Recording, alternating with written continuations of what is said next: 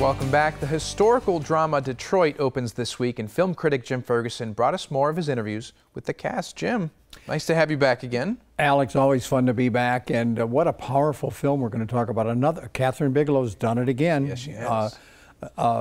She did, of course, Hurt Locker, which won the Oscar, and she uses a lot of handheld camera stuff. Yeah. It's almost like a documentary. Right. And first I can give the open away a little bit. As the movie opens in Detroit, 1963, during the biggest race riot in American history, it looks like Beirut in the Middle East. It's a very good comparison. It is. We have three young men who play singers from the group Dramatics, which is a real group. Their characters were real, of course. And can you imagine they're about to go on, and the curfew comes, and their show is canceled, and they're put at the Algiers Hotel. Such an emotional moment, and I like that you bring out the fact that it really affected the rest of their lives going forward when you talk to them. Oh, thank you. And we have them right now. We have Algee Smith, we have Jones and Jacob Latimore. Right. Check them out. And I want to begin with just congratulating all three of you on just outstanding performances in this very serious movie that needs to be seen. And the story needs to be told.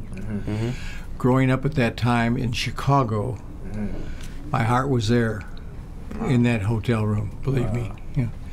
I got goosebumps. You know, it's true that what was happening in 1967 in July in Detroit was probably the most horrible riots in American history. Would you agree with that? Absolutely. Yeah. I think definitely the biggest and the most traumatic. And there's a lot more things that went on. This movie only gets so much, you know. This is only one day of what really happened, and it's not a short movie. No, it's long, but yet the audience, critics, let's have more. You know what I mean? You could almost do a sequel. And you know what? I feel like it's very interesting that you say this is one of the, because it is, like, if not the biggest rebellion or riot at the time, because what we learned is even after that, between the years of, I think, 1965 and 1968, there were like 300 riots in the U.S., like just rising up after that, just all over the place. So. And you know what it led to, and I'm glad it did. I'm not calling them gangs, I'm calling them organizations. The Black Panthers in Oakland, and a block from my house in Chicago were the Blackstone Rangers. Blackstone was a street, it was the street next to the street I lived on, so I knew some of those guys, you know, growing up.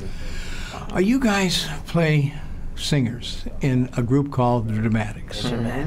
And I had the feeling it's all you guys wanted to do was sing. Leave us alone. We don't want politics, right? You just wanted to sing, you know. And you all, that scene where you get stopped from going on the stage, you're a minute away. And wow, you could taste it. You know, it was right there. You were right there, and now you can't do it. I mean, it's no wonder that, and a lot of the people that went through that, lived through that fear and that hell, had memories that wouldn't go away, particularly your character, Larry. He just kind of gave up on life. Yeah, I feel like that's a very extreme case of PTSD. You know, when you're 18 years old, he was 18 years old inside the hotel. And then seeing his best friend who was right by him, Fred, which is really like kind of his little brother, but kind of his big brother, but he was always sheltering him, and then to find out that, you know, he didn't make it that night, it's like it kind of just messes you up. I can only just imagine that. So he found redemption in his peace and in finding who he really was without the Fox Theater, without the stage. He found what his heart was. Absolutely. I feel like that was important. With church. With church. And choir. Did you meet the real character? The real Larry from the Dramatics? Morris is the like, real Morris. Yeah. It's I was told that he was like in a kind of adaptation of Roderick Davis. Oh, okay. Who's and he ended up taking over the Dramatics after this horrible event happened. But it's, I don't know, it's just crazy to see how something as traumatic as what happens at the Algiers like defines the rest of people, like everyone's lives. That's crazy. in the Avenue.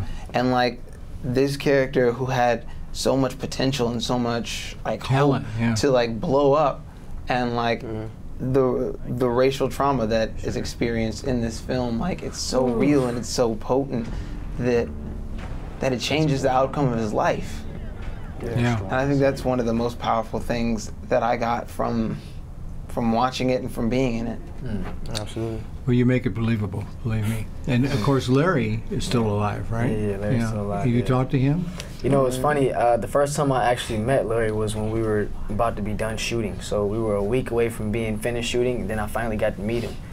And when he opened his house door, he just bust out in a big smile. He just started laughing, and he was like, "You gonna play me real good? I can already see it." And we just had like this instant connection. Yeah. I talked to him for like 3 hours on his couch that day, and it was just we instantly connected. I feel like that's kind of, I don't know. He has the same spirit as me. Kinda. Wow. They're caught in the wrong place at the wrong time. I think I made a mistake. I said 63. It's summer of 67 Okay. of the riots. Good correction. Now, on Friday, we have Anthony Mackie, a wonderful actor. He'll be single by himself. Yeah. And he plays a veteran Air Force hero. Yeah. And he'd just been out of the Air Force a short time, and he got caught at the hotel, and the way he was treated by the white police was incredible. He had documents and everything about what he did for the country, and it's quite a story. You know, Wrong place, wrong time, Jim. Thanks. And I do want to say one quick thing. Yeah. The white actors that played the cops were terrific. They're terrific. They were terrific. It's getting good reviews. I'll talk more about it on Friday. Thank you, Jim. Now, you can get many more of these celebrity interviews. All you have to do is visit TucsonMorningBlend.com and search for Hollywood Happenings.